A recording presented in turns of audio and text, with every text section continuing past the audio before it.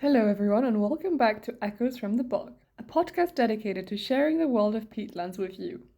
In this episode, we speak with Hans Joosten, a world-renowned peatland scientist, conservationist, activist, a partner of the Greifswald Maya Center, and the founder of the Peatland Library. Hans has spent nearly 5 decades immersed in the world of peatlands, from fighting for their protection in the Netherlands to advancing global scientific recognition all over the world and pioneering sustainable practices like Paludiculture. Throughout the conversation, Hans shares stories from his personal journey, growing up in a peatland, founding radical conservation movements, influencing international climate policy, and coining some of the most widely used slogans in peatland restoration.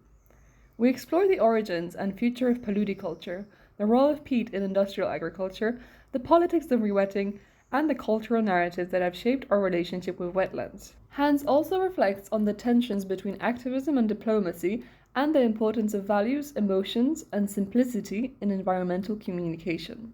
I guarantee you this conversation is packed with insight, challenge, and inspiration. And without further ado, let's get to the interview. My name is Hans Joosten. I'm a retired professor of peatland studies and paleoecology in Greifswald at the university. I'm a founder of the Greifswald Maya Center and of the Peatland Library. How did I come to peatlands? Yeah, it simply happened to me.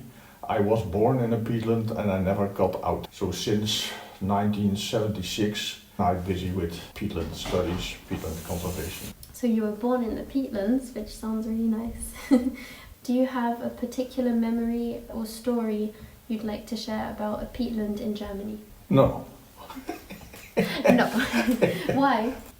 Yeah, because I'm actually Dutch, so I grew up in the Netherlands and most impressions with peatlands were created there. Of course I have ideas of peatlands in Germany, but since I am in Germany I've been working actually all over the world and maybe almost the least in Germany. In Germany we did of course studies in peatlands, also peatlands here in the surroundings, and we have been busy with developing this concept of paludiculture, so that has been part of my studies and my coaching also. But if you say, is there a very special peatlands with a story in Germany? I say no.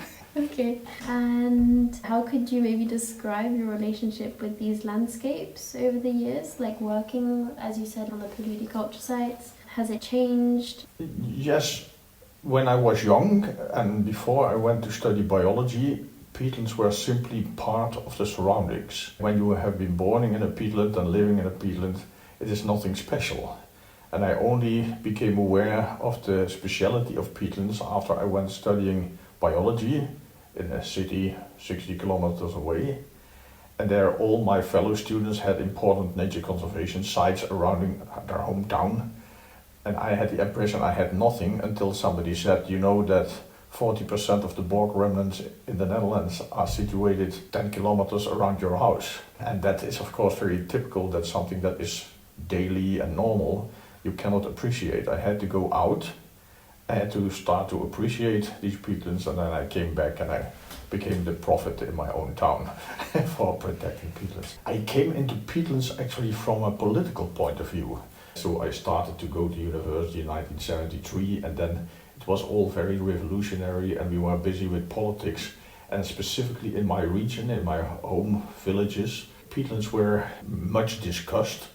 There were still hundreds of hectares being reclaimed for agriculture. There were hundreds of hectares under peat extraction. The regional refuse dump was put in the peatlands.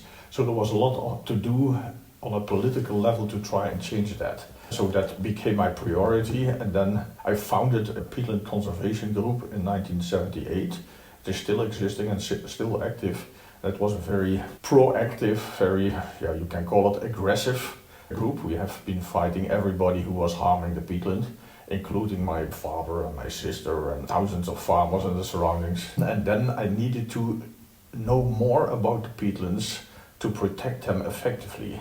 And then I started to study peatlands, and then they started to fascinate me as landscapes, as organisms. I learned better to appreciate the specialities of peatlands, the enormous open sky, and the soil that is conserving a lot of information. As a boy, I already walked through the peat extraction sites, looking at the walls of peat and seeing these changes and hollows conserved in the peat, entire stratigraphy. And that was fascinating me, this long history that you could see. And that also made me specialized within biology in paleoecology, the science that tries to reconstruct ecosystems and climate and human activities by way of fossils that are conserved, in this case in the peats. And this was all stuff that you saw in the Netherlands? Yes.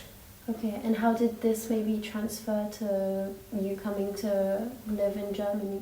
Already in 1978-79, when I started with my peatland protection group, I became a member of the German Peat Society because we did not have such a similar organization in the Netherlands. And there I became active, and if you are active, you are always asked to become chairman or chairperson of such an organization. So already in the end of the 1980s, I became the chairman of the section Nature Conservation and Rural Planning of the German Peat Society. So I had a specific name in Germany already. And then in 1995, the then professor of botany of the University of Greifswald, Michael Zuko, he's a very devoted peatland scientist and peatland conservationist, he phoned me whether I would like to join him here in Germany to build up a new study program, landscape ecology and nature conservation, which is a very nice combination of facts and values. And landscape ecology is a science, but nature conservation is a societal activity. And he created a department that also has a chair in environmental ethics, a chair in environmental economics, so that students were not only learning insights in facts, but also insights in values, because he was convinced, and I was also convinced, that we cannot save the world only with factual discussions, but we also need values, we need emotions, we need culture, etc., to really change the things. And just before he became professor, he was the last Secretary of State, Vice Minister of Environment in the GDR government, in the transitional government. And he used, together with his friend, the last 4 months of the existence of the GDR to bring large parts of the GDR under nature conservation. He used this window of opportunity and he said, we have to do the same trick in the entire Soviet Union, now that we still have time before rough capitalism takes over. So are you coming to help me? And that was a very attractive offer. Yeah. And this in which year did you come? In 1996. First for only 2 years, because my family had to decide whether they could live here and decide whether they want to stay or not. But after 2 years, everybody wanted to stay. And we are still there. After so many years living in Germany and working with peatlands, what's a question you find yourself answering again and again? And if you could shift the conversation, what is a question you wish more people were asking? The question that I ask myself, how you deal in a decent way with peatlands and how do you change the current approaches. So that has to do, of course, with giving values to peatlands, but it is also understanding how this negative attitude toward peatlands originated. So I have a colleague of mine, a very large research project in which we study the mentality of former peoples, so before 500 after Christ. So all the Egyptians, the Mesopotamians, the Jews, the Greek, the Romans, etc., how they thought about swamps and peatlands. And then you see that this attitude is changing. It was in the past very positive and it became very negative.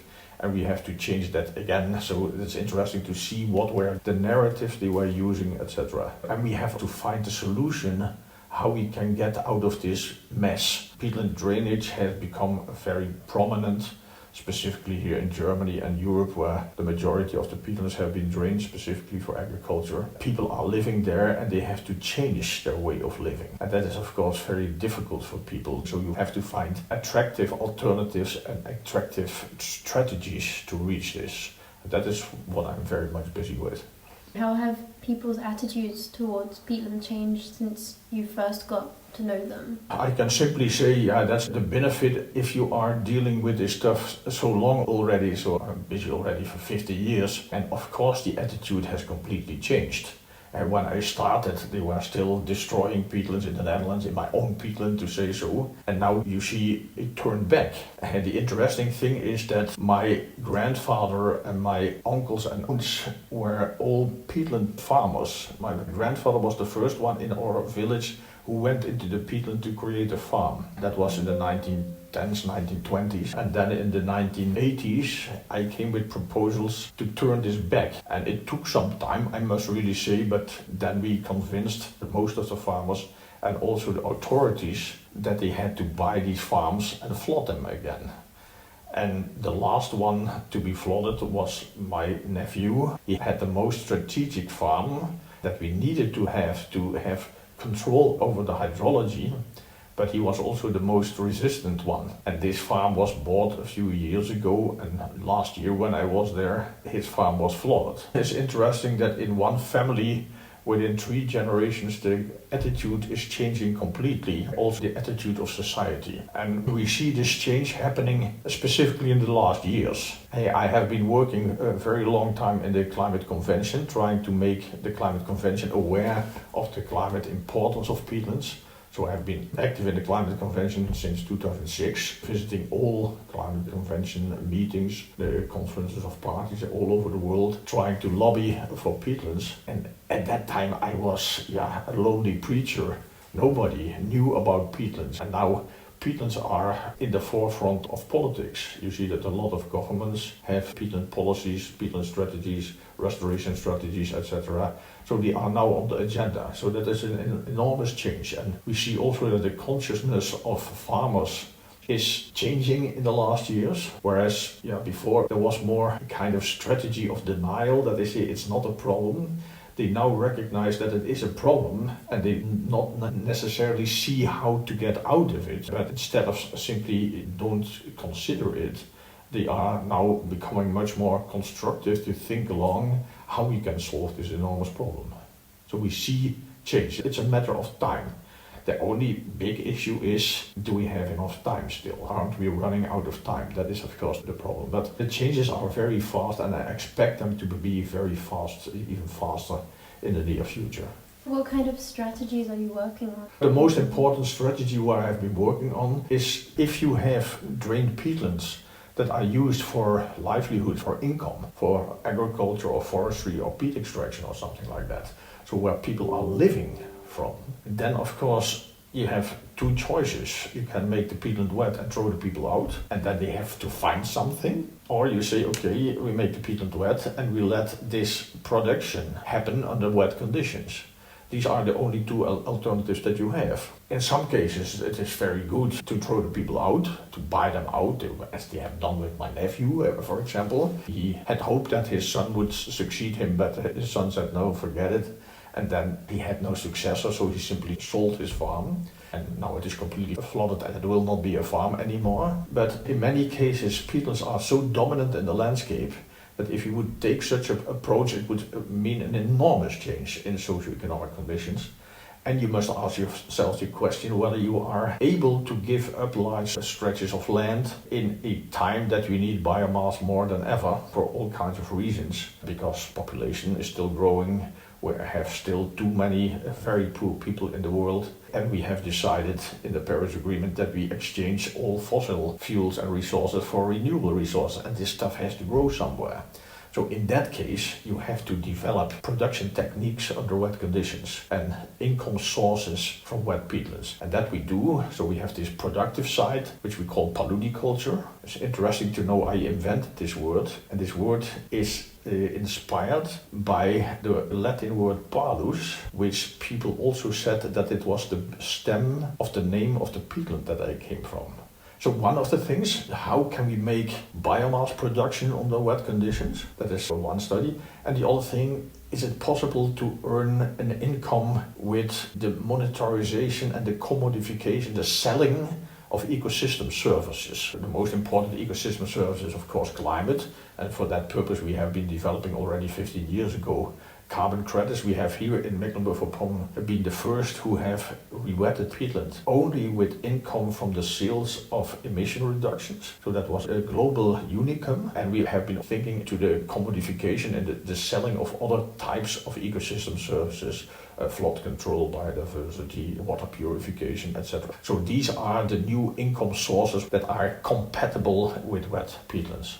And are there any myths or traditions or those kind of things also that are quite prominent in Germany that are influencing maybe the consumerism of peat or that kind of stuff?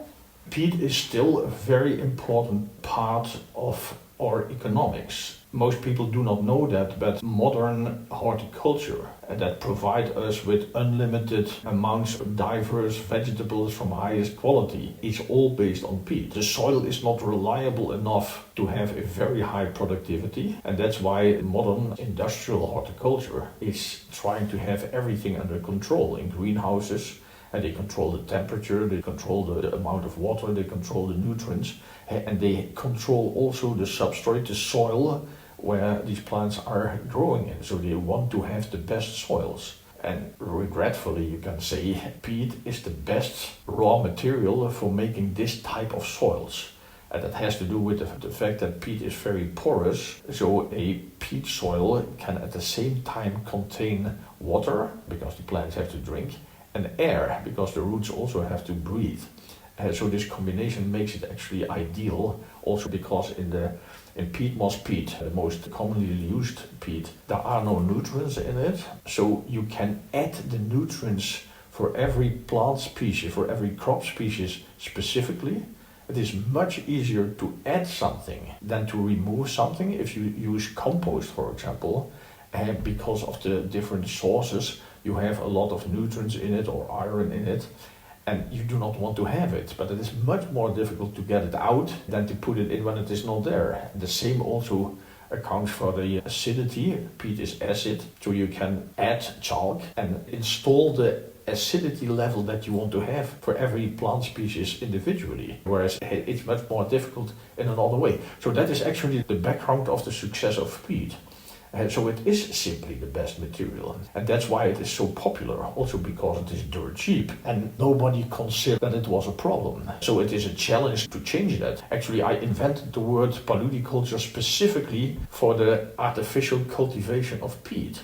So intensive peat cultivation, that you regrow peat. So peat is not part of the past, what a lot of people are thinking. When they talk about peat, they think about peat extraction and poverty, etc., and burning peat in an oven, etc. No, peat is a central issue in urbanized, modern, high quality, high productive horticulture. And we know that we have to eat more vegetables, we have to get away from the meat, from the dairy. So it's clear that we have to support that.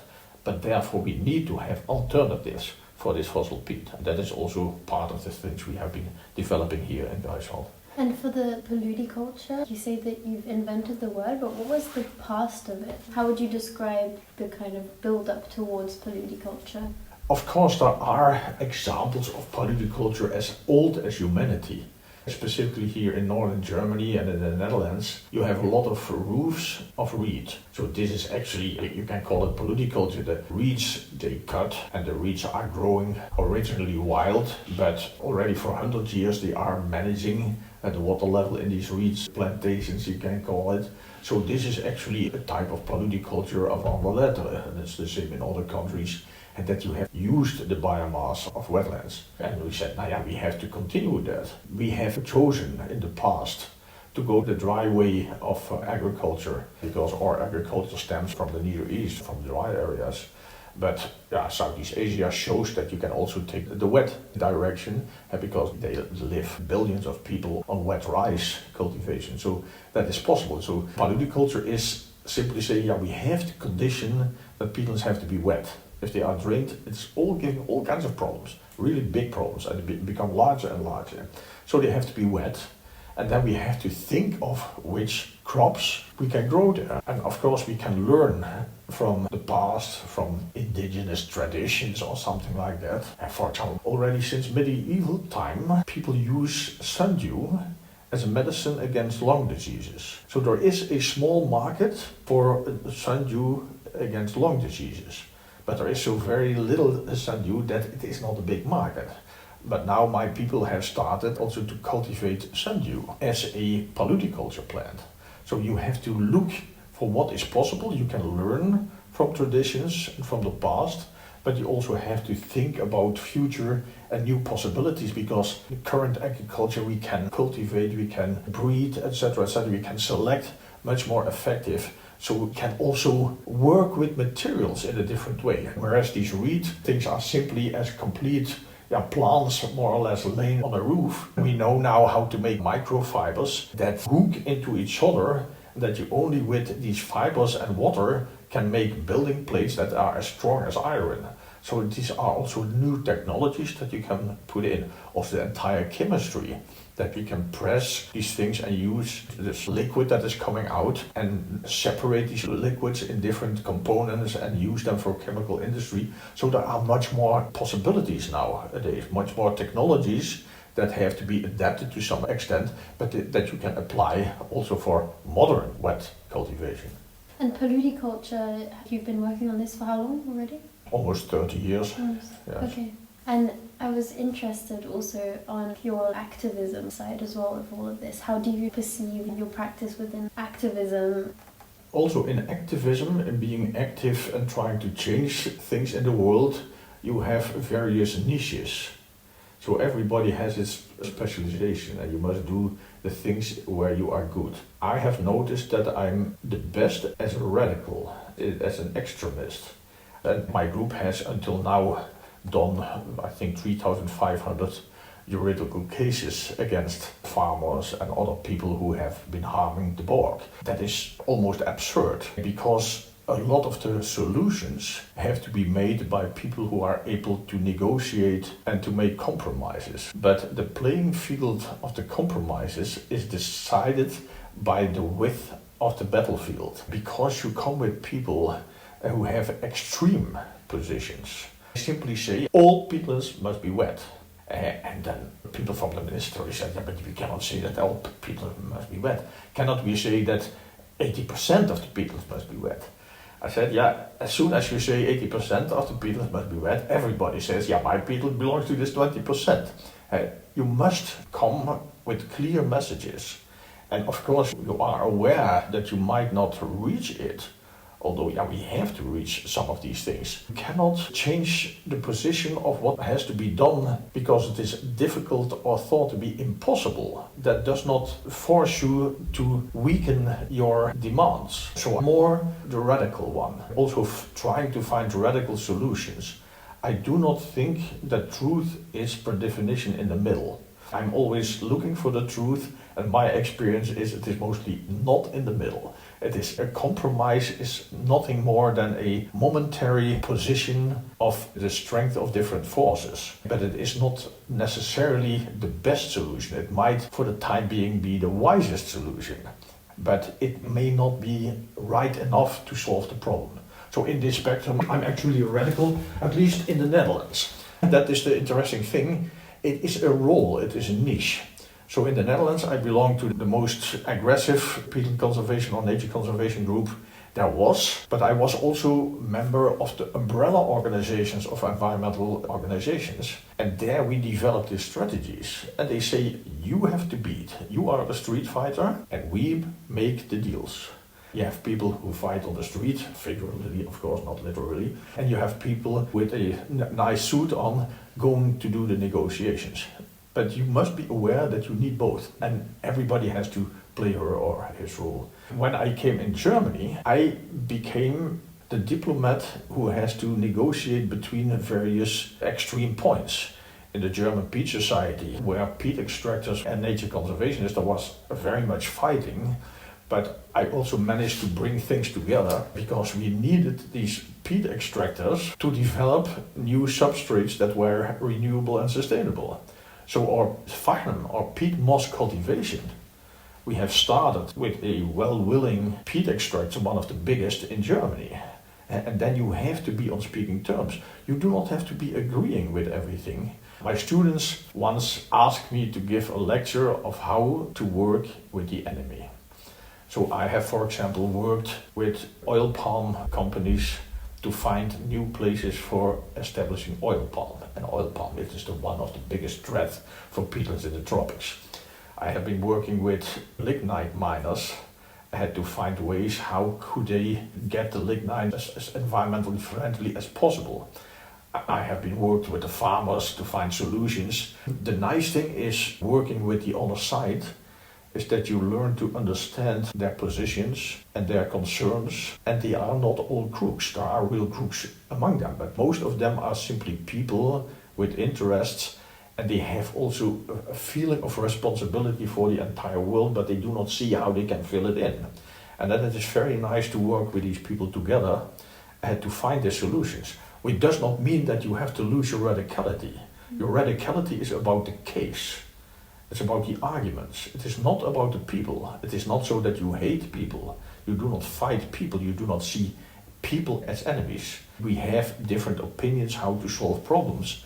And my way of solving things might be different, but I do not mean to say that you are therefore a bad person. And that is an attitude that I have been learned at home. As I have for 7 years done court cases against my father, trying to prevent him to hunt for pleasure in a peatland.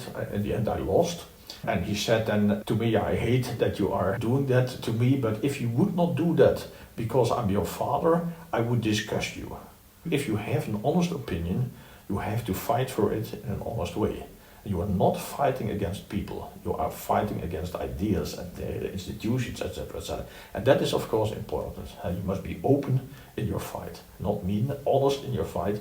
Recognize that others have other concerns. Try to take these concerns into account, but not necessarily come with a compromise too early. Wow, that's beautiful. That's really nice.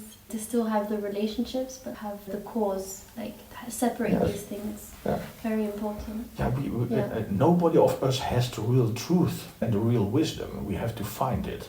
And you have the idea that it has to go in this direction, and you must test that. And you may argue against the arguments of others, because you can say it's simply wrong for that and that purpose. But I do not necessarily think, except for some people, but for most people I do not think they are bad. So you must also love people to love peatlands. Very true. I'm just curious to know about the Paludiculture. Imagine in a few years' time there's this economical value, I guess, of having this biomass and then interest on producing objects or things for society with the material. What could potentially be the overuse or the risks or the consequences if there are some? Have you already assessed that a bit with your team, or? Yeah, of course you have to take all the aspects into account. And you are creating a new type of agriculture. We know that the old type of peatland agriculture had very negative aspects. We know also that the modern type of non-peatland agriculture has very many negative aspects. You are, with agriculture, intervening in nature, actually. So there are risks involved. The entire question of monocultures, or that as a result of that you get diseases, etc., that you might have negative aspects. Peatlands are not inherently good. So in former times there were also diseases that were inherent to peatlands. For example, leprosy. There is also a terrible disease that you can get from handling sphagnum, where your hands are starting to rot as it looks terrible. So are risks involved. These risks are not different from other agriculture. You must not think that paludiculture is going to solve all the problems of all other agriculture. Of course, there is a possible threat for specific biodiversity if you have monocultures. On the other hand, we study these side effects systematically. And what is the effect of biodiversity? What is the effect on water pollution, etc., etc.? You must take these into account.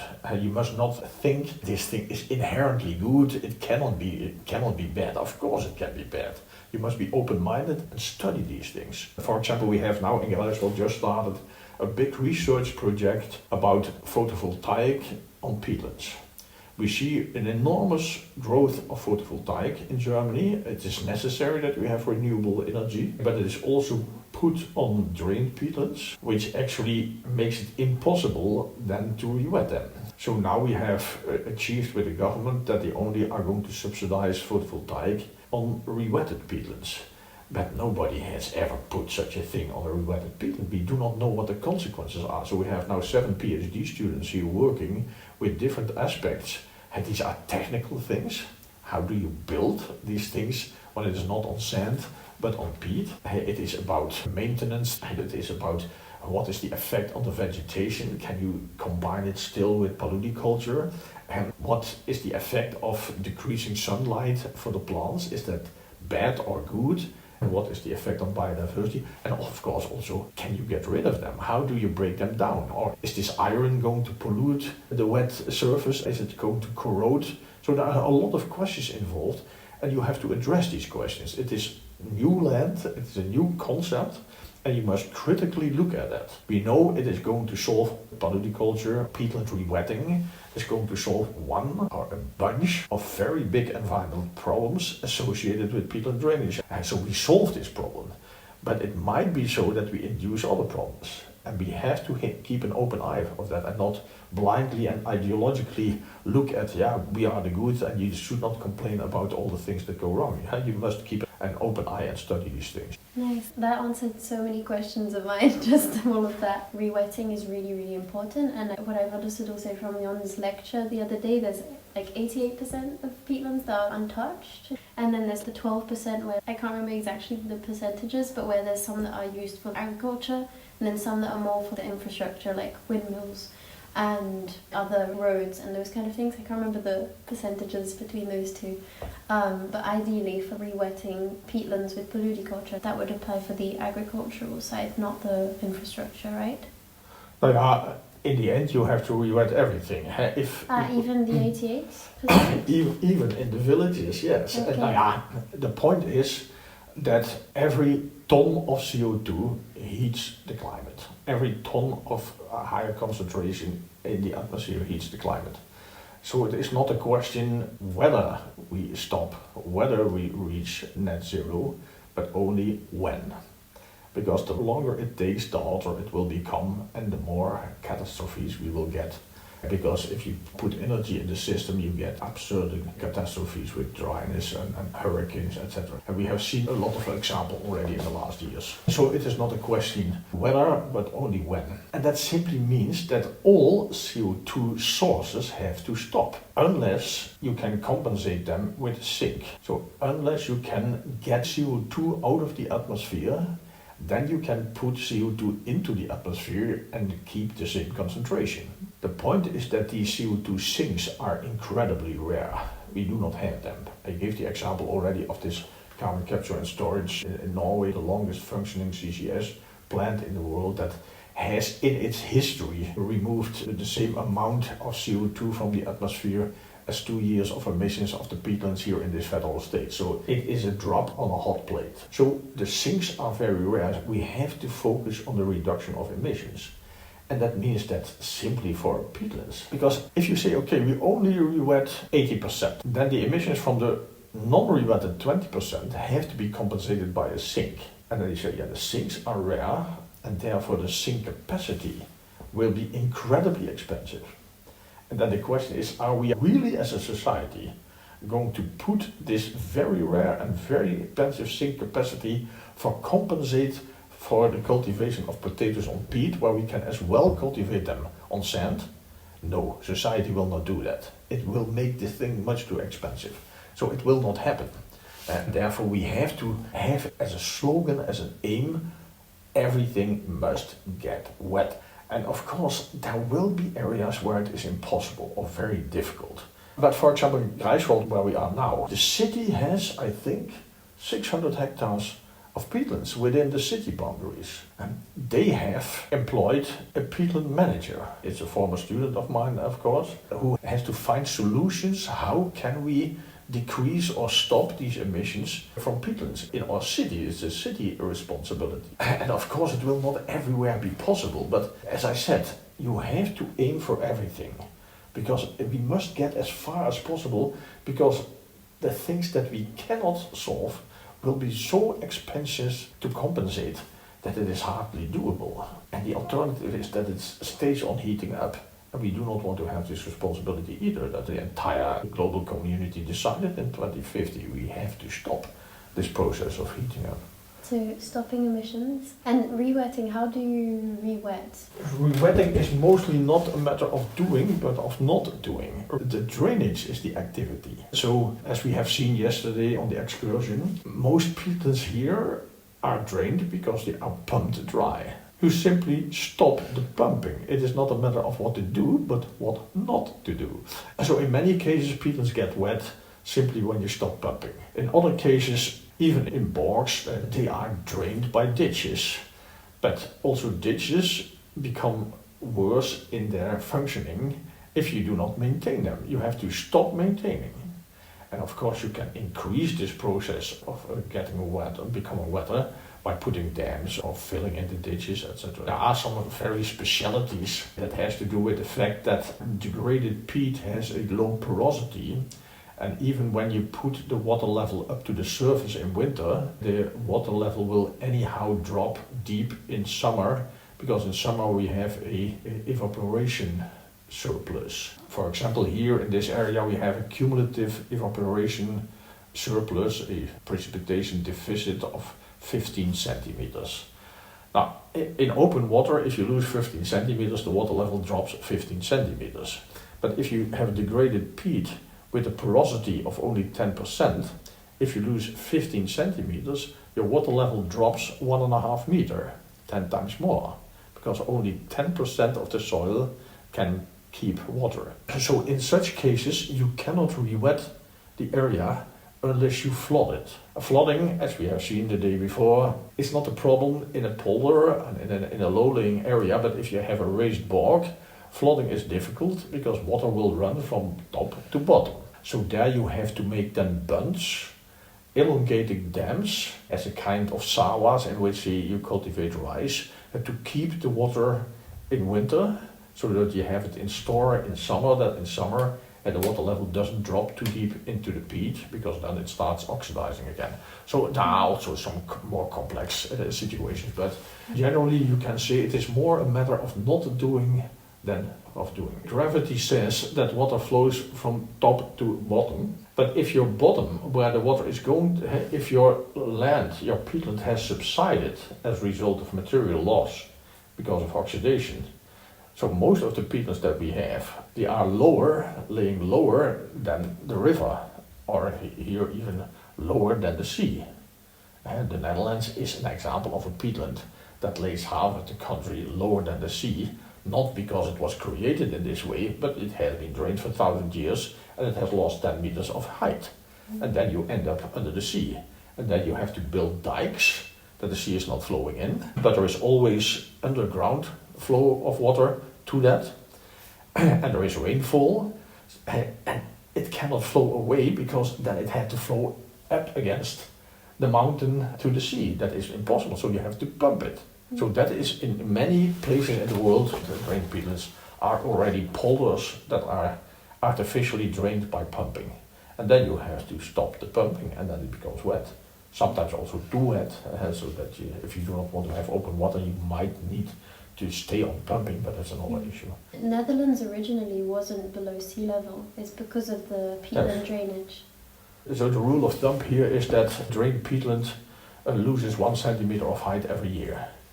If you do that 1,000 years, you lose 10 meters of height. And this way the Netherlands, which was 5 meters above sea level, changed into a country of 5 meters below sea level, because it lost 10 meters. And it's a slow process. And in the Netherlands they developed these techniques of building dikes and making polders and making pumps. They used the windmills as pumps, so they sophisticated the aerodynamics of windmills.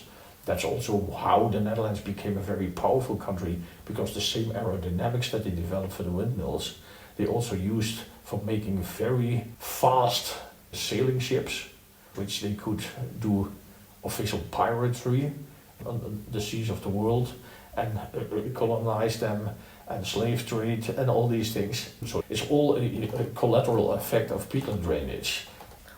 Okay, I have one last question. I'm also part of the social justice group, and we're trying to figure out how to be socially just within the campaign, all the considerations for the social aspect of the justice side of things.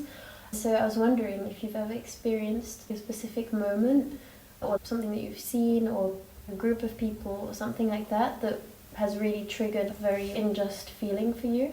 It's of course always so that if the traditional conditions, the normal conditions for people are changing beyond their control, people feel hurt, and they feel it as unjust. If you have peat extraction applied already for centuries in your family, and you're heating with peat, and for example, this is the big thing that happened in Ireland in the last tens of years, and then the government said you are not allowed to dig peat anymore. We said we have always done that. And now you say that we are not allowed to do that, and that means that we have to buy energy. If you cut peat, it costs us 300 euros a year, and if we have to buy energy, it costs 3,000 euros a year.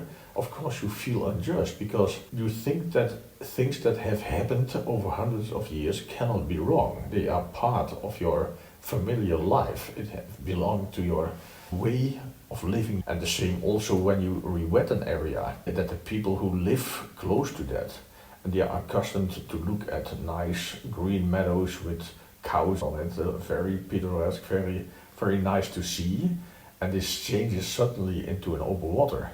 Then you lose the sense of place. So you have been imprinted during your youth that your landscape looks in a specific way, and then suddenly, beyond your control, it is changing completely. And that has an enormous impact, even independent of whether you are compensated for the monetary loss of things. It is a matter of feeling.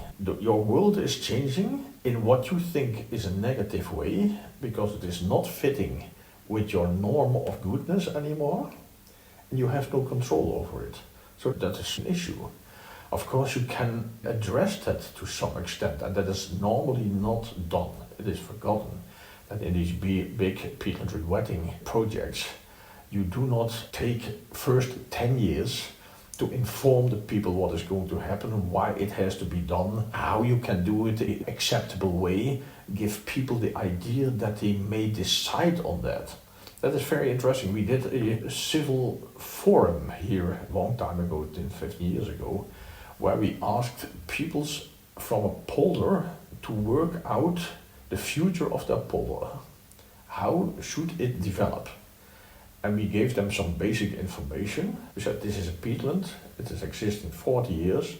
I predict you that the surface has dropped with 40 centimeters. And on the first meeting said, Hans, you're bullshit, what you're saying. We would have noticed. I said, go home and look at the fences, at the walls, at the roots of trees, and come back next week and say what you have seen. And then they said, yeah, Hans, you are completely wrong. It was not 40 centimeters, it is 60 centimeters. And we can now prove that the surface had dropped for 60 centimeters. Then they came to the conclusion that their land use had to change completely.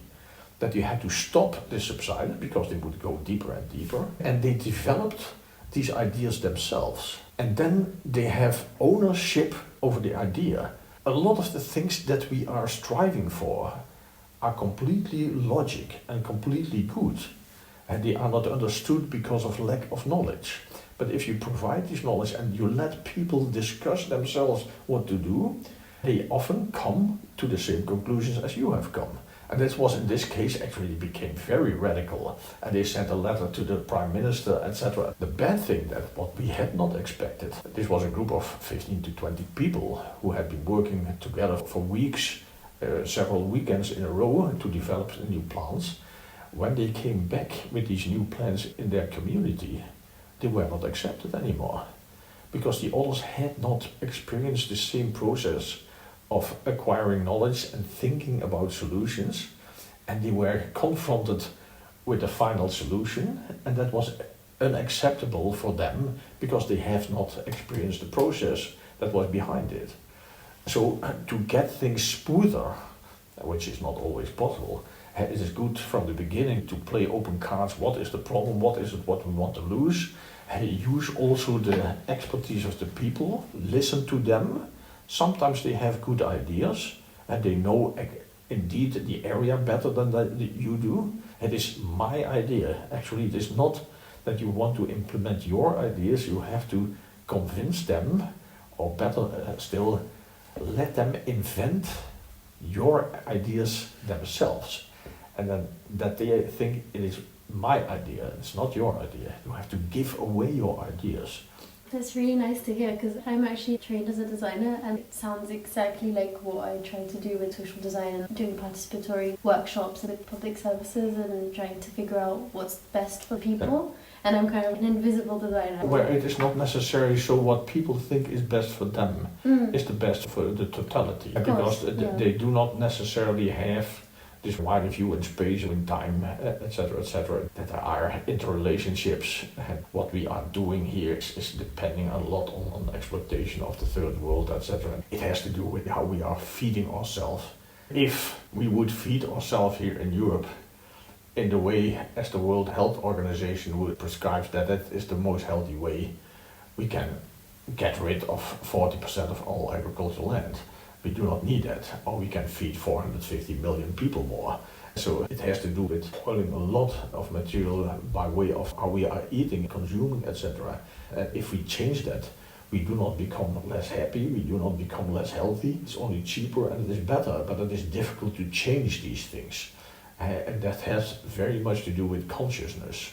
I was very much impressed by a book of George Orwell, The Road to Wigan Pier, where he describes that people can live only on bread, carrots and milk. And he said, but only rich people can live on bread, carrots and milk. Because poor people say, yeah, we are so poor, sometimes we need sweets and potato chips and things like that, some luxury. Poor people who know that they can afford the luxury, they do not need the luxury. There are only rich people who can drive in very bad cars, because they do not have to show off. There are the poor people who show off with their cars, but if you have enough, you do not have to show off. So it is a very interesting thing. It is very difficult to live simple if you are poor. It's more simple to live simple when you are rich, because then you have the choice. Wow, thank you so much. I feel like I had my own lecture with you a lot. Even the way you explain things, I'm not a very scientific person, but it's very visual. I have all these images that are going to stick with me, and I know it, so thank you very much. I try also to explain things as simple as possible. I think that the wrong thing of many scientists, specifically also in Germany, they think that they look smarter when they tell things more complicated. But only when you exactly know how things are, you can make it simple. That you need to understand the full complexity and know where the most important parts are.